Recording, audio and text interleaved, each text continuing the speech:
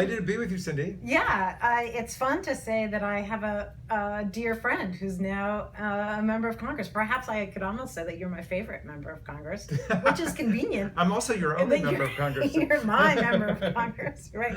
So that's very exciting. So thanks so much for taking a few minutes to talk about women's representation. So psyched to be here. Yeah.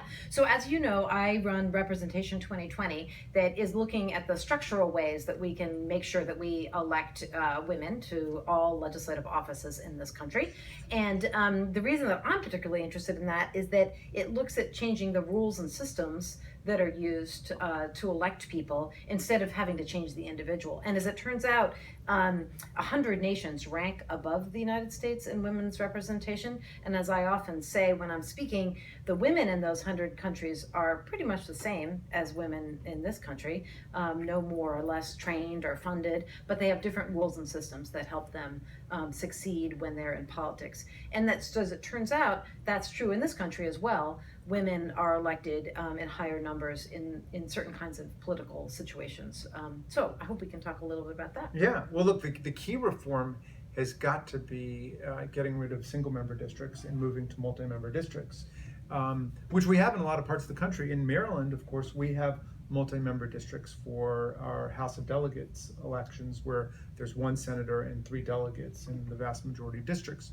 And if you look at our district, for example, in District 20, Silver Spring and Tacoma Park, we now have an African-American senator. We've got 2 women delegates out of 3. We have our first Asian-American delegate. We have a brilliant young African-American woman delegate, Janelle Wilkins, and we, of course, have Sheila Hickson, who's our great, outstanding delegate. Why does that happen in multi-member districts instead of single-member districts? Well, for one, people tend to form tickets or slates or groups to run together, and it would just be crazy to have a ticket that was made up of all men.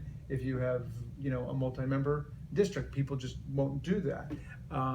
That's one thing. A second thing is that because of the historic dominance of men, it's the incumbency advantage freezes women out. I mean, 98% of incumbents in Congress, who are overwhelmingly men, win re-election. So women do better when you have open seats, and if you have multi-member districts, in a certain sense, all the seats are going to be open, or at least they open up a whole lot more often than single-member districts do. So we can prove political scientifically that in the multi-member district states, I think there's 10 of them, women are represented at a much higher level than they are in single-member district states. Right.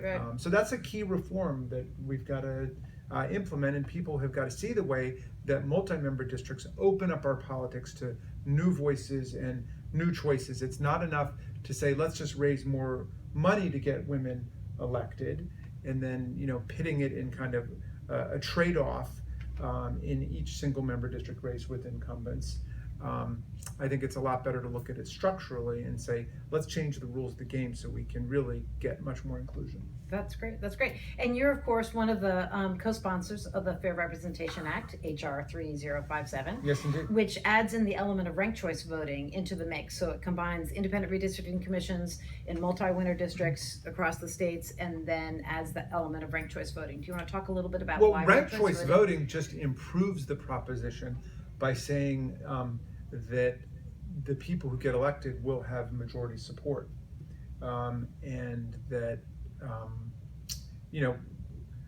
ranked choice voting also importantly reduces negative politicking. Yes, I mean, so in single-member district elections, and I've had a lot of people, not just women, but some men too, but definitely a lot of women say, I don't want to get into one of these head-to-head races where it's so negative and so nasty and so polarized.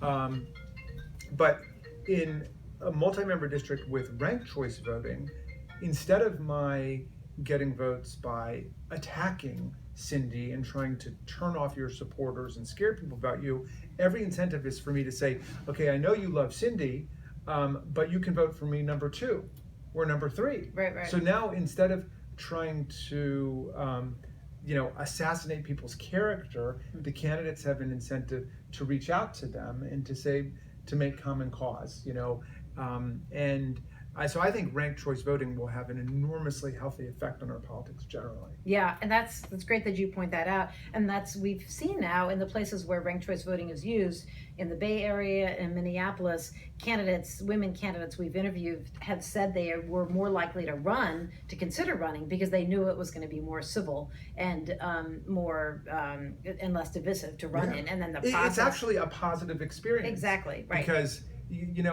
just to explain to people if they don't know it, instead of saying, I just want candidate X against Y and Z, I say, I want candidate X number 1, I want Z number 2, and I want Y number 3. Right. So everybody is campaigning for every vote. You don't write off any voter, and you don't aggressively insult your opponents. Right. You try to treat them with some civility. And it's interesting because people think that, negative politics is somehow built into human nature. In fact, it's built into the fabric of the electoral system. Exactly. It's that winner-take-all dynamic that pits people against each other, when in fact, I think intuitively, people in every aspect of our lives, we say, yeah, that's my first choice, but if I can't have that, I'll take strawberry ice cream if I can't get chocolate, or whatever the instance is. And so we experience that and exercise that right in almost every other And that's really what venue. politics is. Nobody gets 100% of what they want all the time. Right. We have to compromise and see things from other people's perspective. So it's good training, actually, for people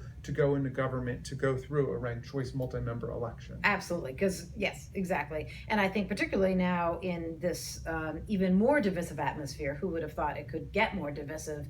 I think we need to make sure that the rules and systems are producing the consensus candidates who can move the country forward. So that seems super important. So one thing that I like to say, and I'd be just curious to know your comments on it, I often provide as an example movements like Title IX or the Americans with Disability Act or the Voting Rights Act itself or suffrage, which were all examples of changing rules and systems, not expecting the individuals who are being discriminated against somehow to adapt enough to maneuver to navigate the system. To solve a structural problem. Right. Exactly. But instead to say, wow, those structural barriers are real and we've got to address them. It's not about the individuals in the situation changing. So I don't know whether you think that's a good a great analysis. example of that is restoration of voting rights to former felons. A lot of states had a rule which is, the governor can grant you a specific pardon or reprieve so you can vote, right? And I suppose we could have gone down that road of saying, let's see if we can petition for each individual person. No, we said it's not fair to exclude hundreds of thousands of people, still millions of people, from voting because they once committed an offense after they've done their time. Yes, that's a great example. And so we got to think structurally about the problem of the lack of representation of women. And not blame the victims and say somehow you're doing something wrong, you're not campaigning hard enough, you're not raising enough money. No, this is a hangover. Incumbency lasts for a long time for people. So it goes back decades. And, what we need to do is to create a lot more space and more oxygen in our political process through these multi-member districts that will be much more representative in terms of forming congressional delegations and state legislative delegations. They will reduce negative politics and they will open it up so there can be really fair inclusion of minorities and women and different political points of view. Yeah. We can't be afraid of that. And why, just to wrap things up, why do you think that's important? Like, what motivates you to think, why does it matter? Why should we elect more people of color or women or Republicans in Maryland or Democrats in Oklahoma? Who cares? Well, why should we care? There's a distinction between sovereignty and democracy, and democratic government is the agency that we use to make sovereignty real. But sovereignty belongs to all the people. We the people, everybody. So we have to try to make our democratic institutions serve the goal of everybody being represented. And our forebears in the American Revolution rebelled against what was called virtual representation.